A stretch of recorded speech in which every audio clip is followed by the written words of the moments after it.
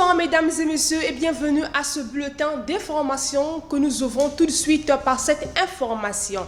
Brazzaville abritera au mois de février la première édition des trophées des médias africains. L'annonce a été faite par ce samedi dans la salle de mariage de la mairie centrale de Pointe-Noire au cours d'une conférence de presse animée par Adrien Wahi-Lewi, président du réseau panafricain des journalistes. Cette première édition se tiendra sous le très haut patronat du président de la République, son excellence Denis Sassou Nguesso. Quittant Pointe-Noire pour Dolisie, décrypter la nouvelle grève qui paralyse la vie de Dolisie. Voici pratiquement plusieurs mois, c'est le but de la réunion de médiation présidée le 14 janvier par le préfet du département du Niari, baron Frédéric Bouzok, a regroupé autour d'une table le bureau du conseil municipal et le collège des syndicats de la mairie de Dolisie. En politique, les sénateurs ont adopté hier le projet de loi portant l'approbation du plan national du développement 2022-2026, intitulé Une économie forte, diversifiée et résiliente par une croissance inclusive et un développement durable et réversible. C'était au cours d'une séance plénière dirigée par le président du Sénat, le vénérable Pierre Ngolo. Le PND, qui est une transposition de la vision du président de la République en un cadre programmatique, est chiffré à près de 9 milliards de francs CFA.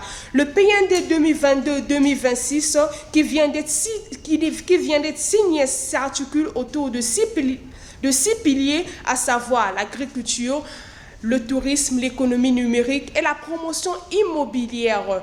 À l'étranger, précisément, un RDC, Jean-Marc Aboud, a annoncé hier sur Twitter sa démission de la vice-présidence de l'Assemblée nationale. Jean-Marc Aboud occupait à nouveau ce poste environ un an, ce après que sa résidence ait été prise d'assaut par des éléments de la garde républicaine de la nuit du 12 au 13 janvier, un incident provoqué par une infraction routière. Restons toujours à l'étranger où après la démonstration de force, les Maliens ont répondu le 14 janvier massivement à l'appel de la junte à manifester contre les sanctions imposées au Mali par la CEDEAO et l'UMEAE. Plusieurs personnes se sont mobilisées à Bamako et à l'intérieur du pays. La junte continuera à dialoguer avec les institutions sous-régionales et des pays de la sous-région par un retour à l'ordre constitutionnel au Mali, affirmait la junte au pouvoir.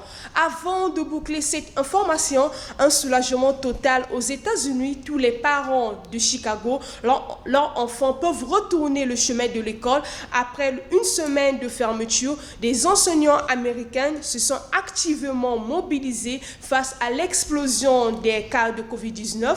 Ils demandaient plus de moyens pour se protéger et leurs élèves contre cette pandémie dévastatrice.